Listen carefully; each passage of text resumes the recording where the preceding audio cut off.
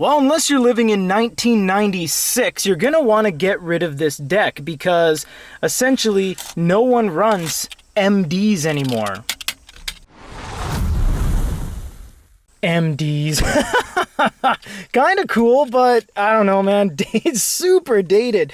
This is an Adzest garbage can throwaway deck that was in here. I just used this car to, like, it was my track car. I never really tracked it. I took it to Fuji one time, but yeah, for the most part, this was not my daily, so I never really cared. I never listened to music in my car.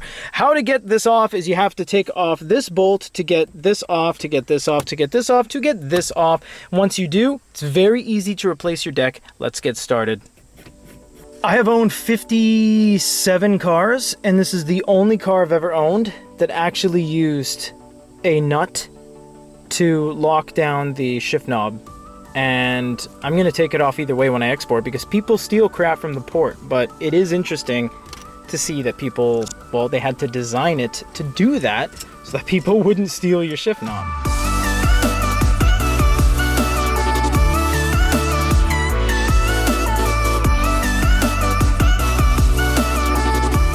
Interesting time to look at one of the weirdest shifting linkages outside of a Suzuki Every.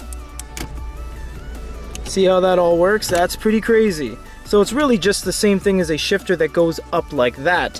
They just moved it out here, and instead of extended the bar straight to the ground, they've rerouted it to be inside the dash. So that's just really interesting the way they've done this. You want to take off these screws here to get this off, and everything just keeps kind of piling out. This is gonna not come off, it's gonna pivot because you have that bolt and that bolt to take off.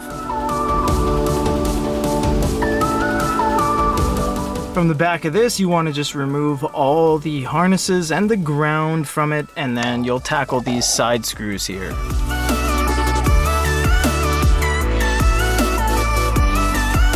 Okay, we got our garbage deck out, and we are going to put in our Android deck that is a little bit more this century. What year is this?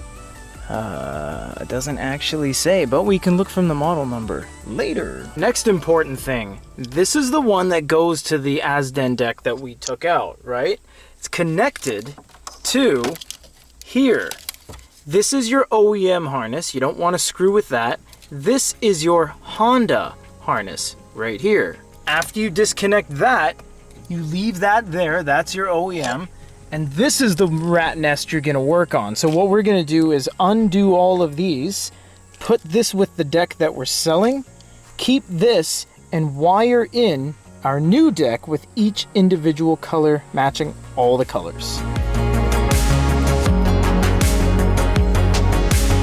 So before you obviously button everything back up, as you're seeing, make sure the deck actually works and that everything is perfectly fine on it. We're just going to keep it kind of opened up a little bit till we get the settings ready, and then we will go ahead and test the audio. We've confirmed it worked. We confirmed the antenna. We're going to put this Android deck in, and then that'll be the end of it.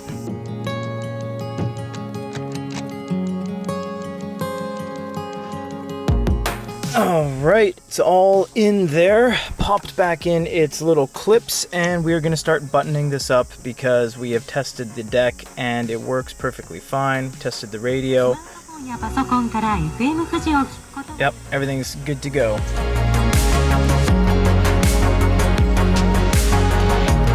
Alrighty, Roo, that's it. We got the brand new double DIN Android deck with CarPlay, Android Auto, all that fun stuff, and we got a new battery. This thing is looking absolutely phenomenal, and it is almost ready to go over to Canada. I think I got a couple more things I'd rather do here just because it's a little bit cheaper, but overall, this baby's heading across the Pacific Ocean.